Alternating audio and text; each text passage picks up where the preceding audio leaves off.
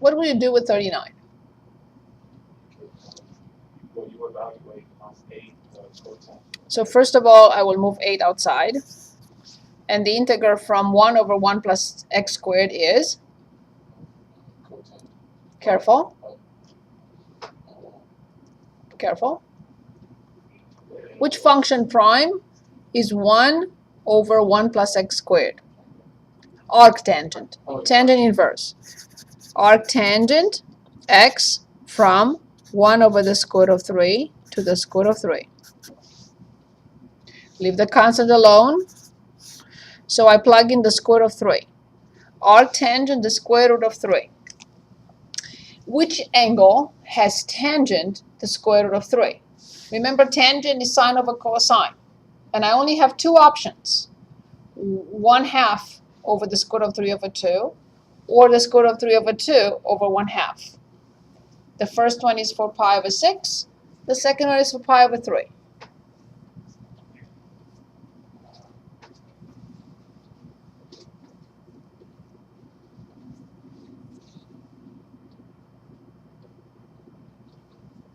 Yes, indeed, pi over 3. Minus the other one, pi over 6. So pi over 3, which is 60 degrees, minus pi over 6, which is 30 degrees. 60 minus 30 will be pi over 6. So 8 times pi over 6, and I simplify by 2, is 4 pi over 3.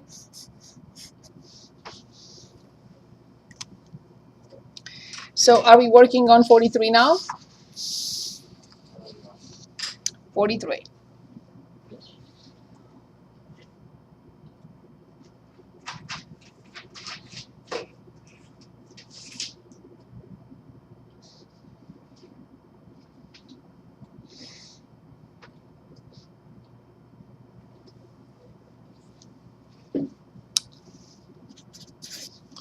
Can anyone get us started? Break it into integrals. You evaluate the integral of sine x from 0 to power 2. Very good. So this will be the integral from 0 to pi over 2 plus the integral from pi over 2 to pi. Do you agree with this first step? Because I have from 0 to pi over 2 and from pi over 2 to pi, so that's why I have to break this interval from 0 to pi over 2 and plus from pi over 2 to pi, correct? So from 0 to pi over 2 is from dx, and from pi over 2 to pi is from dx. Good, very good. So let's work on this for a minute.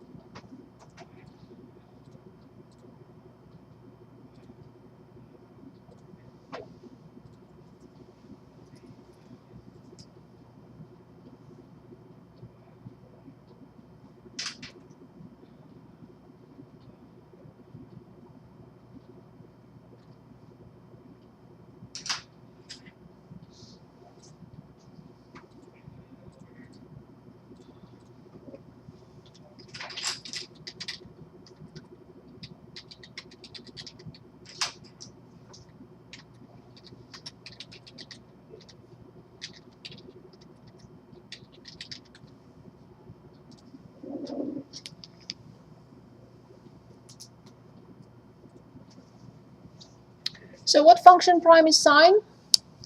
Negative cosine x. From 0 to pi over 2 plus what function prime is sine? Sine.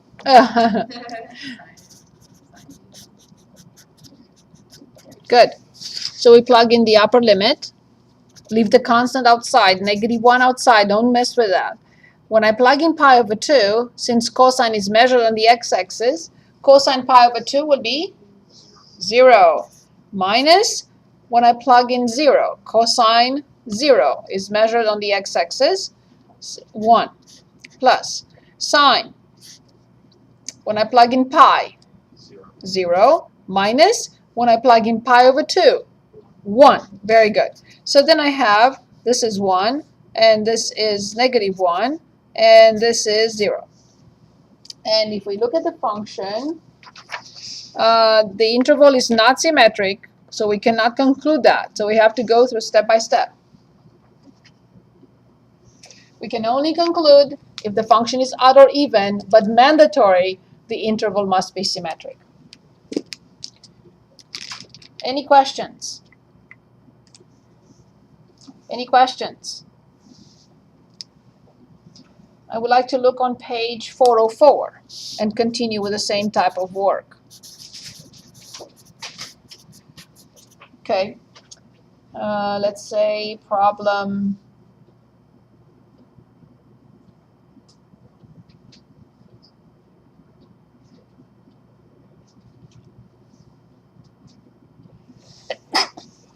sorry, bless you too.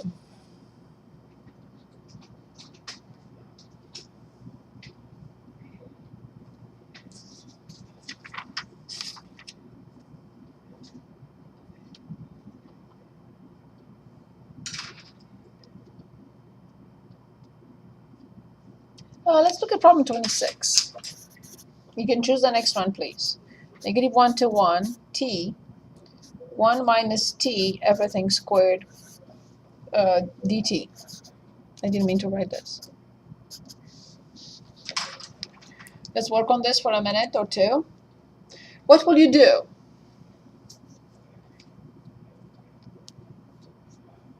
The function is neither odd nor even, so although the interval is symmetric, you cannot conclude anything. So then how will you proceed?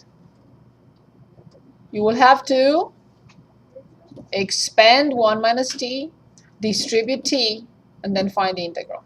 So let's do that. And then I'm choosing, in the meantime, I'm choosing other examples.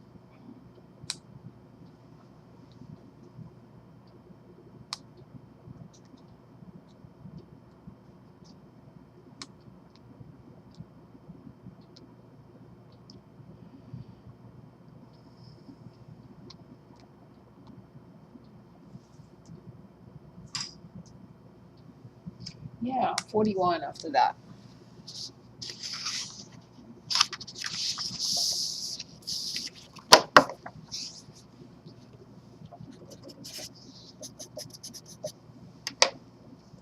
The integral from 0 to the square root of 3 over 2. You don't have to copy this one just now. dr over the square root of 1 minus r squared.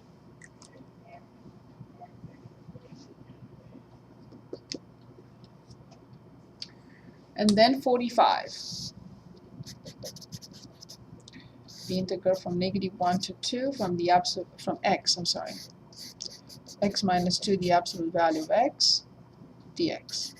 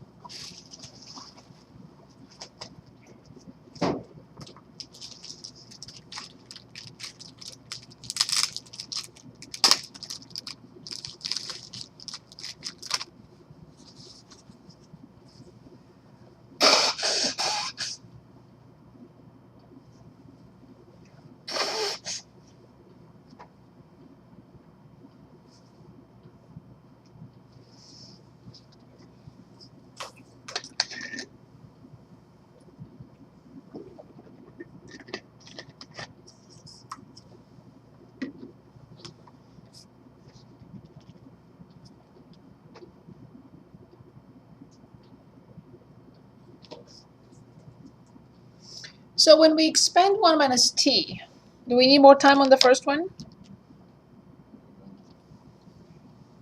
When we expand 1 minus t, how many terms do we get? Good. So then 1 minus 2t plus t squared dt.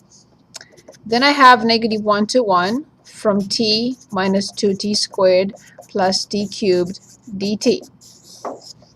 Correct? Okay, so now I'm here.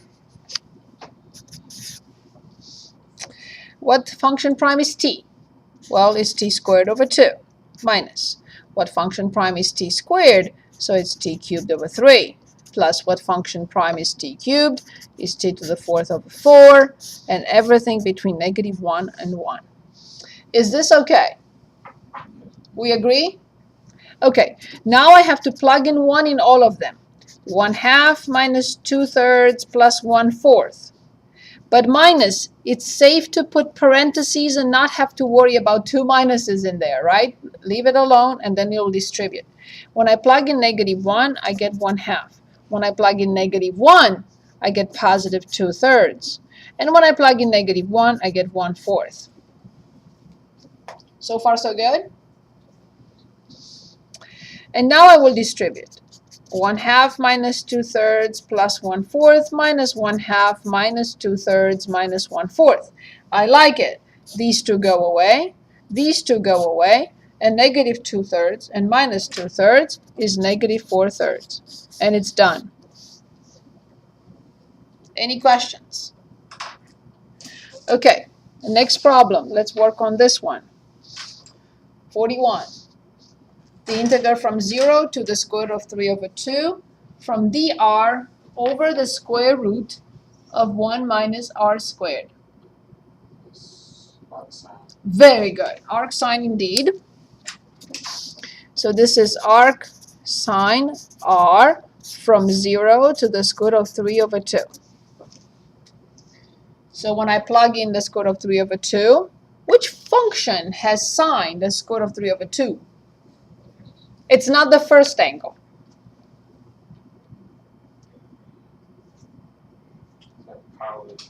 Three. Minus. Which angle has sine 0? 0. So minus 0 is pi over 3. For 45, we have to simplify the function first as we did in limits. We have to separate the absolute value of x, then we have to tell what it is with 2 in front, and then with minus 2 in front, and then with x.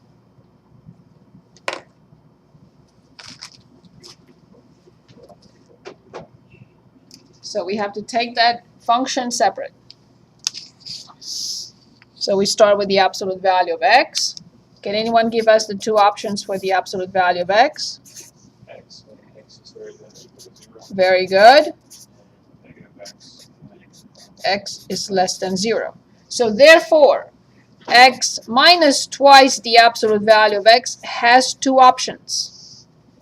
That's one of the reasons why I insisted from the beginning with limits to separate the function, simplify it, because I need it now completely separated. So I can't find the integral otherwise, or the area. So then, when this piece is x, I have x minus 2x. How much is that?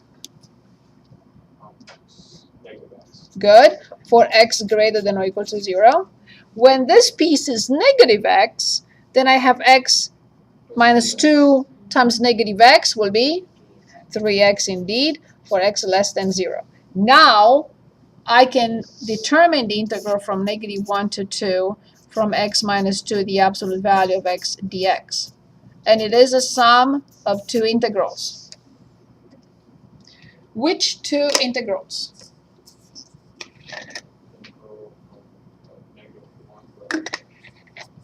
Yes. Yes, it is between -1 and 0, and between 0 and 2, of course, dx. What is the first function? I mean, from -1 to 0. -1 to 0. 3x. And from 0 to 2. Leave 3 outside. Which function prime is x? From -1 to 0. Plus. I'm sorry, I should write minus. Minus, which function prime is x? x squared over 2 from 0 to 2. And now we have to plug in those values. First, I highly recommend leave the constant outside. The constant is 3/2. Do not mess with it. There is no need. It can wait outside. When I plug in 0, I have 0 minus. When I plug in -1, I have 1. Same thing here. Leave the constant outside. In parentheses, when I plug in 2, I get 4, minus when I plug in 0, I get 0. If you mess with the constant and you put it in, it's more difficult to calculate. Leave the constant outside, it can wait. So now I have 3/2 times -1, which is -3/2.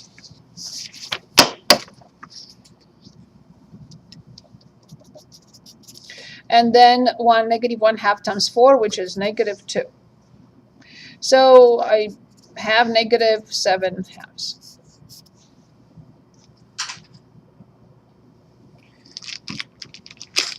Okay, let's see.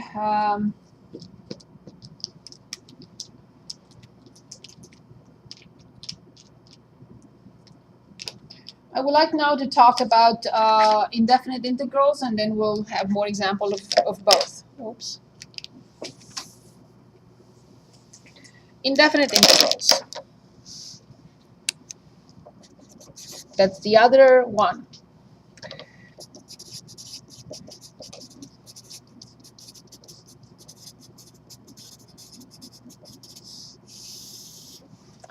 The result, as you saw for definite integrals, there was always a number. All the definite integrals we calculated, of course, we got a number. Now we are looking at the integral from f of x dx without limits of integration. That is what it's called an indefinite integral, and the answer will be a function. What is the antiderivative of lowercase f? The notation is crucial, and we discussed uppercase f plus a constant c.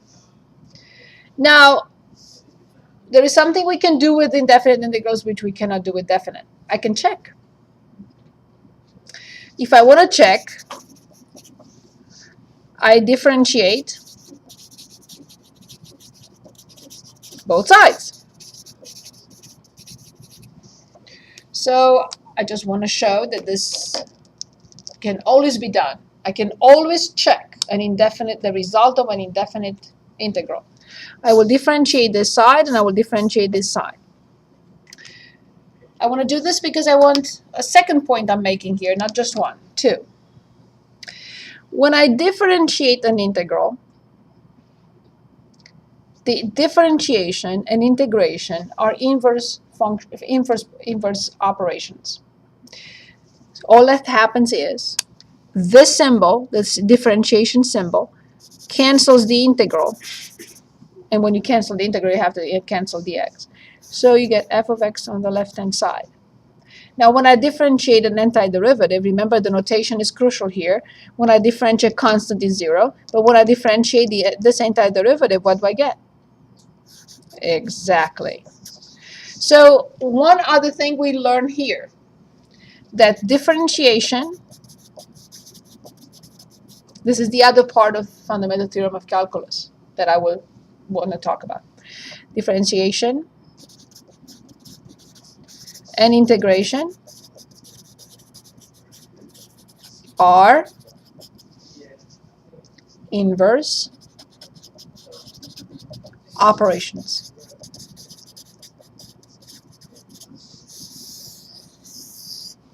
When I differentiate an integral, I get the function. When I integrate the derivative, I get the function. This is easier in the sense because I get a function and I don't have to plug in the upper limit or lower limit. So let's look at several. Just want to start with something nice. There is nothing nice here. Okay, let's start with number 7 on page 404. The indefinite integral from x to the 4th minus 1/2 x to the 3rd plus 1/4 x and minus 2 dx.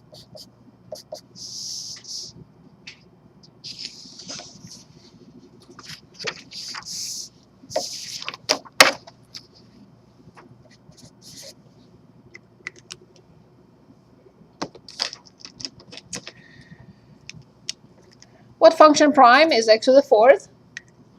X to the fifth over 5. Minus 1/2. What function prime is x to the third to the fourth over 4 plus 1/4. What function prime is x? X to the And minus 2x plus C. c. Yes, I will just rearrange it a little bit or simplify it a little bit. X to the fifth over 5 minus x to the fourth over 8 plus x squared over 8 minus 2x plus a constant c. Let's say I have doubts about my work. At least one of them, let's check. I want to check this because I'm not certain that this integral gives us this family of functions. Infinite different functions because c can be anything. So I'm going to check in the following way, by differentiating the left-hand side and differentiating the right-hand side. When I differentiate the left-hand side, can anyone dictate? X To the fourth minus 1/2 x cubed plus 1/4 x minus 2. Now I differentiate the right-hand side and see if those are equal. Bring 5, simplify, x to the fourth. Bring 4 down, x to the third, simplify, 1/2 x to the third. Bring 2 down, simplify, 1/4 x. Differentiate, -2, differentiate 0. This I cannot do with a definite integral because the answer is a number and I have no way of going backwards to check anything. I just hope I'm right. When it comes to, yes, what about 18? The integral from sine 2x over sine x dx.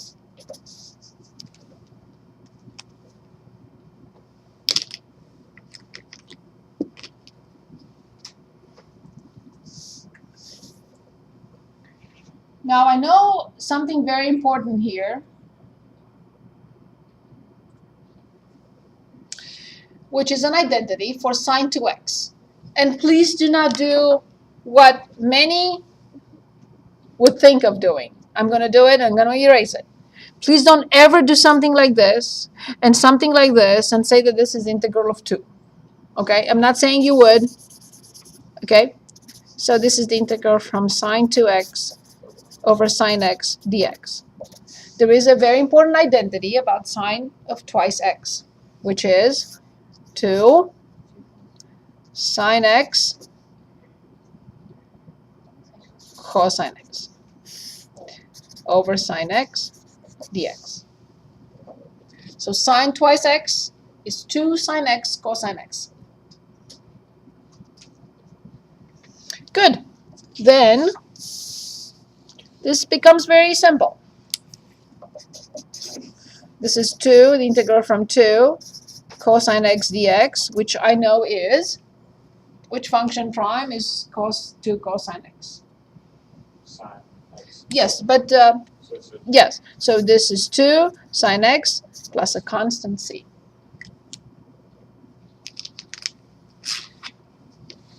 Any questions?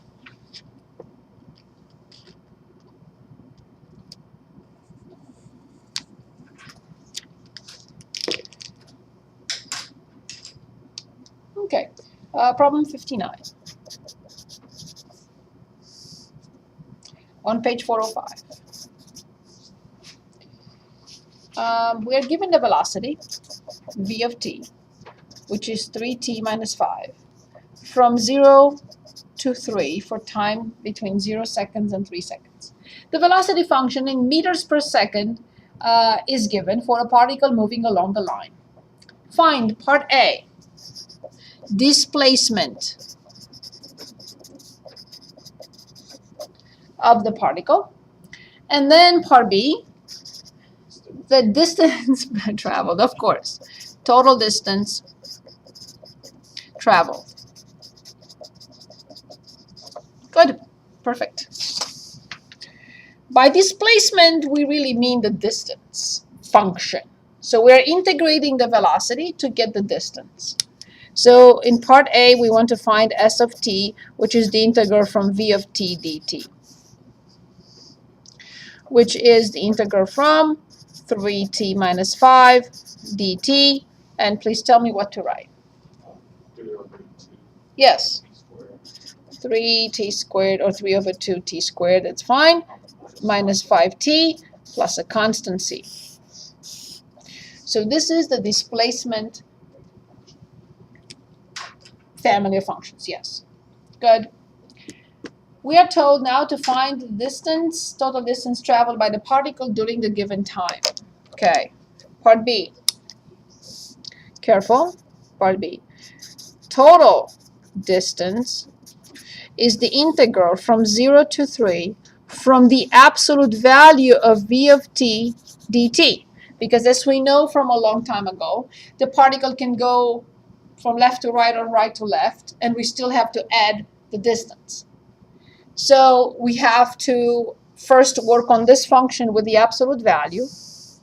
So the absolute value of 3t minus 5 is two options.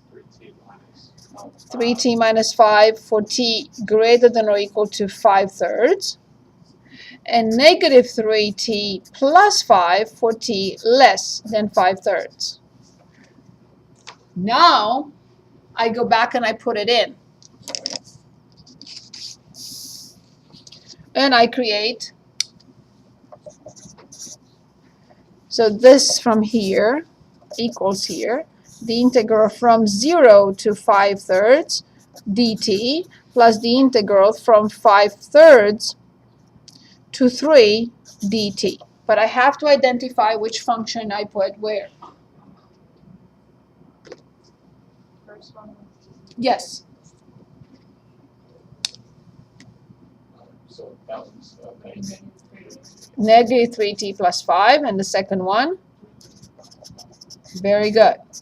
So let's calculate this.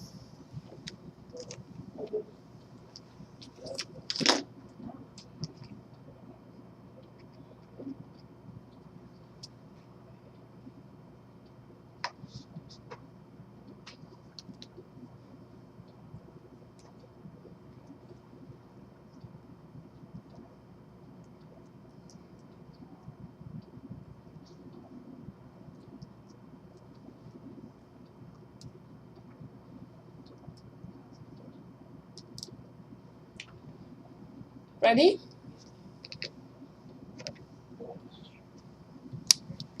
So we have negative 3t squared over 2 plus 5t from 0 to 5/3 plus 3t squared over 2 minus 5t from 5/3 to 3.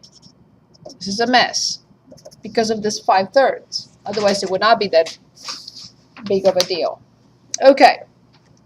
I plug in 5/3. I leave negative 3/2 in front. And 5/3 squared is 25 over 9. Plus 5 times 5 over 3 is 25 over 3. Thank you for the 0. When I plug in 0, I'm done. Okay, so I'm done with this. Now I plug in 3 plus 9 times 3, 27 over 2 minus 15. But minus, be careful with this minus, put parentheses. You don't have to worry about it just yet. 3/2 and then times 25 over 9 and minus 25 over 3.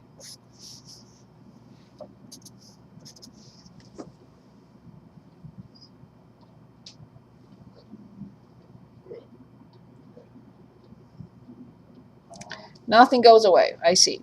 So, negative 75 over 18 plus 25 over 3 plus 27 over 2 minus 15 minus 75 over 18 and plus 25 over 3.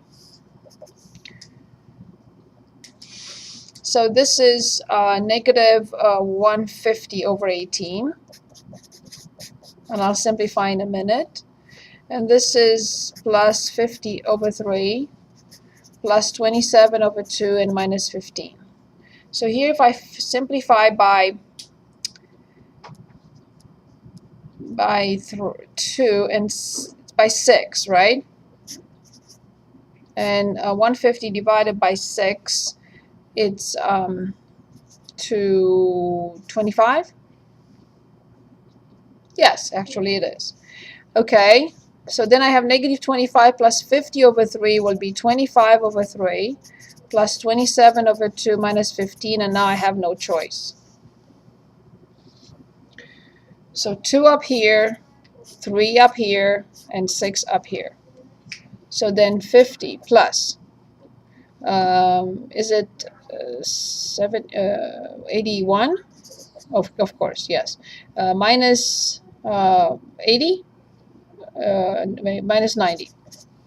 Okay, negative 90 plus 81 is negative 9.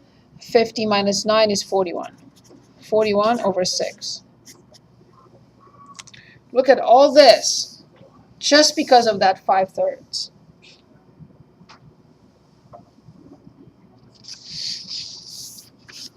Any questions?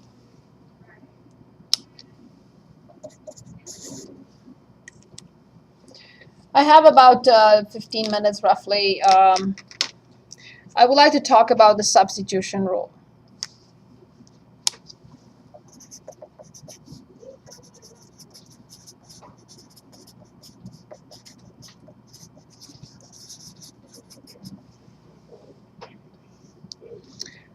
I do it much easier than that, in my opinion, with less notation and less headache, but you'll tell me in a moment.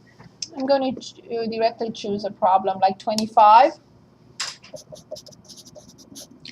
on 414. Once we understand the mechanism, then we can go back and use sophisticated notation. I'm more focused on the mechanism right now.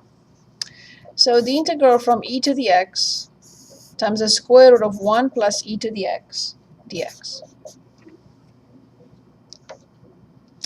And you can say, what is this? And I will say, it looks difficult, but once you understand what's happening, it will not be difficult. Okay. I look at this function. This is the function, right? I hope you all agree. This is our function. This is f of x, and this is dx. And I look at this function and I say, gee, what can I do with the square root? Nothing. I cannot do anything with the square root. I cannot simplify it. I cannot break it up. I cannot do anything. So I will say to myself, okay, well, what really bothers me here is 1 plus e to the x. If I find a way of getting rid of this, and I'm going to say, I'm going to denote it by y. So don't write anything for a moment. So, okay, I have this now that is changed into y. I have no problem with this because this equation can be solved for e to the x by subtracting 1. So this piece will be y minus 1. This piece will be the square root of y, right? This piece. This piece will be y minus 1. Okay, but what do I do with this? Well, some time ago, we said that dy for any function f of x, dy is f prime of x dx. So all I have to do is just, this is a y. I want to differentiate both sides. So I have dy equals, what is this prime? E to the x dx. Now, I look back and I say, gee, I don't even need to denote this by anything because dy is this piece. These two pieces make dy.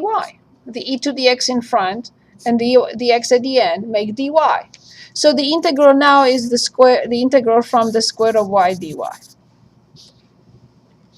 So from something quite difficult to handle, I changed everything into this. How? By denoting 1 plus e to the x by y. Differentiating both sides, I got dy, which is e to the x dx. So then e to the x and dx will change into dy. This piece becomes the square of y. And now the integral is completely, I cannot have x and y in this integral. So the integral from x, by using a substitution, could change into a very simple integral in y. So this is like y to 1/2. So this is the integral from y to 1/2 dy, which I know is y to 1/2 plus 1, which is 3/2 over 3/2 plus a constant c. And I have to flip this. So this is 2/3 y to 3/2 plus a constant c. However, I must go back to the original variable. And that's not a problem because I know y is 1 plus e to the x. All I have to do is rewrite in parentheses 1 plus e to the x, everything to 3/2 plus a constant c. Yes, I know initially you'll say, oh, this looks hard. We will practice enough. So let's look at another couple of examples. Any questions on this?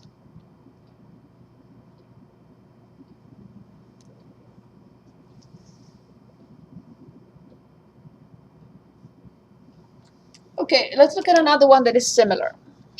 Similar in the sense that it has the square root of x.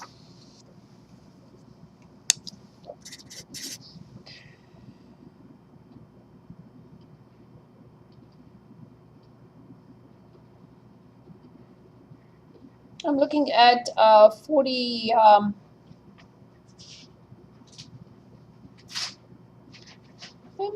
maybe 44 first.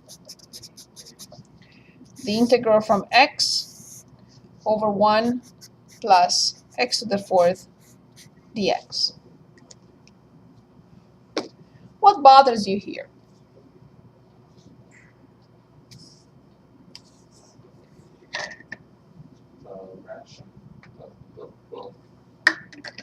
The fraction and the fact that the denominator has 2 terms instead of 1, so I can simplify a little bit.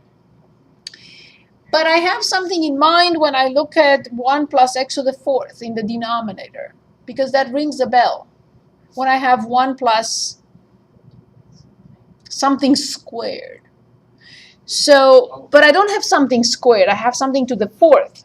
So maybe I should let y be, excellent. What will be dy? 2x dx. Okay, do I have that in the problem? Yes. Here's how.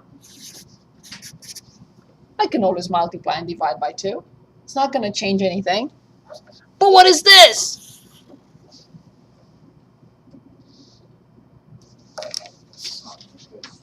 Exactly. And what is this?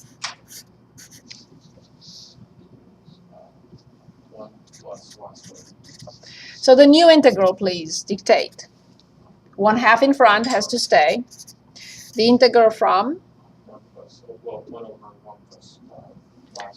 dy over 1 plus y squared, or what you said, 1 over 1 plus y squared times dy. But this I know. 1/2 in front. Very good.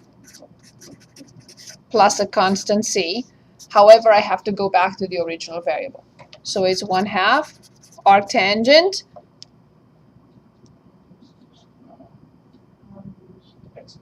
very good, plus a constant c. Very good.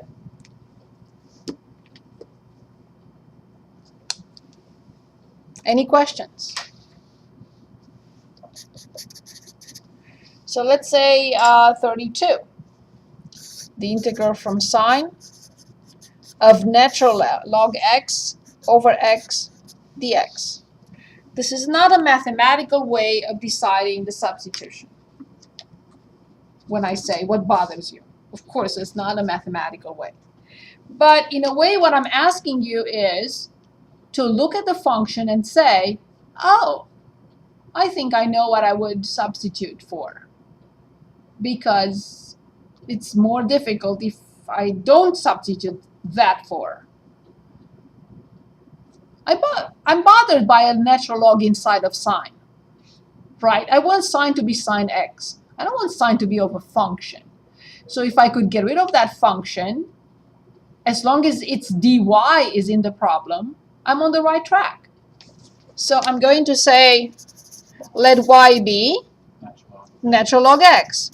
But how much is dy? 1 over x dx. Do I have 1 over x dx in the problem? Here it is, right here.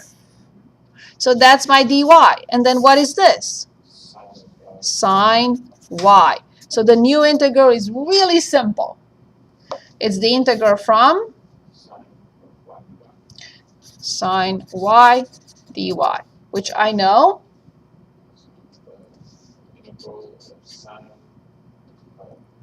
Oh, sorry. negative Oh, cosine y plus a constant c. So, however, I have to go back to the variable, and I have to go back and replace y by, so negative cosine natural log x plus a constant c. If you have doubts about your answer, since it's an indefinite integral, what will you do? I'll take the derivative. Differentiate both sides. Let's do it for one, just for one. So I want to differentiate the left-hand side to check, and I want to differentiate the right-hand side to check. When I differentiate the left-hand side, what do I get? Very good. I get what I see. Nothing, no change. Now the right-hand side. Negative is outside. I differentiate cosine, and I get Well, minus sine natural log of x. times the inner function prime. Are they the same? I should have not put the equal symbol. I should have put a question mark. Are they the same? Yes. Minus minus sine natural log over x. So I can always do that if I have doubts. Okay. Now I promise another one with the square root. So let's do 46. The integral from x squared, the square root of 2 plus x dx. Again, what bothers me here is the fact that the square root is there, and underneath is the quantity that I cannot simplify, because the square root of 2 plus x does not equal anything. So if I could get rid of that quantity underneath, then I would be in business. So I'm going to say, let y be 2 plus x. As long as dy is in the problem and minor changes like numbers can be addressed, it's okay. I'm on the right track. I may choose a substitution that won't work in the long run. So, but this time it will. So dy equals? Very good. So then this becomes dy. This becomes very good. And what does this become? Oh, in a moment. I will solve it for x. So I have y minus 2. So this will become 1 minus 2 squared. So then what do I have? I have the integral from 1 minus 2 squared, the square root of y, dy. Although you may say, what did you accomplish? The square root is still there. True. But now it's over one quantity instead of a sum of terms, one term, and I can distribute it. So first I will have to square. So I get y squared minus 4y plus 4, and the square root of y is y to 1/2. But then I will say the integral from y squared plus 1/2 when I distribute, minus 4y to 1 plus 1/2, plus 4y to 1/2 dy. I changed the square root of y into y to 1/2 so I can put it in, because otherwise I wasn't able to multiply y squared by the square root of y. I had to change y into y to 1/2. Copy the base and the exponents. From this moment on, it's trivial almost. The numbers are the powers are difficult to work with. So I have y to 5 halves minus 4y to 3 halves plus 4y to 1 half dy. So now 5 halves plus 1 is 7 halves. Y raised to 7 halves over 7 halves minus 4. Y raised to 5 halves over 5 halves plus 4. Y raised to 3 halves over 3 halves plus a constant c.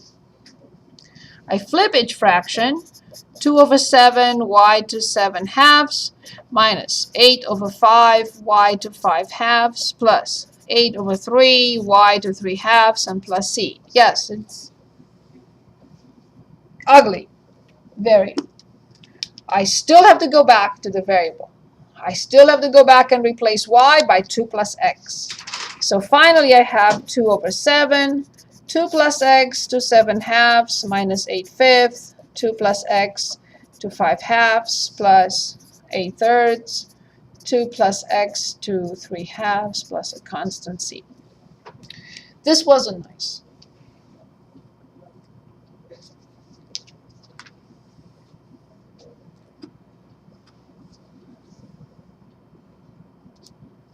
Now, in 5 minutes, I don't want to show the substitution rule for definite integral because I need a little bit more time than 5 minutes. So, with your permission, I'll stop here tonight.